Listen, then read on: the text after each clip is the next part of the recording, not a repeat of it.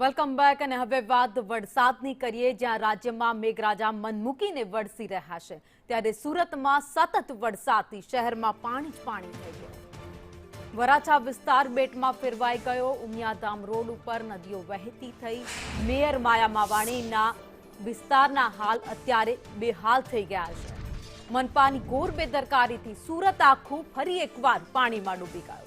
મુશ્કેલી વચ્ચે મેયર દ્વારા લૂલો બચાવ કરાયો। અમે યોગ્ય કાર્યવાહી કરીશું, બેદરકાર અધિકારીઓને છોડવામાં નહીં આવે તેવા દર વખતની જેમ આ વખતે પણ વાતોને વાયદા કરવામાં આવ્યા।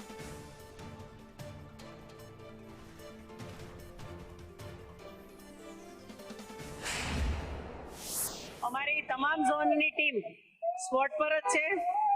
તમામ અધિકારીઓ સ્પોટ પર છે, કોર્પોરેટરો પણ સ્પોટ પર છે અને મારી સુરતની જનતા હેરાન થશે તે ચલાવી લેવામાં નહીં આવે। જે પણ આમાં ક્ષતિ હશે અને જે પણ ક્ષતિનો ભોગ બનશે તેને આપણે એના પર કડક કાર્યવાહી કરવામાં આવશે, પણ મારી સુરતની જનતા હેરાન થશે તે ચલાવી લેવામાં નહીં આવે। અમે જ્યારથી પદ ગ્રહણ કર્યું ત્યારથી અમે 3 મીટિંગ મોન્સૂનને લઈને કરેલી છે અને આ તમામ અધિકારીઓ ઝોનના વડાઓને કડક સૂચના આપેલી છે કે મોન્સૂનની કામગીરી કડકમાં કડક રીતે કરવામાં આવે।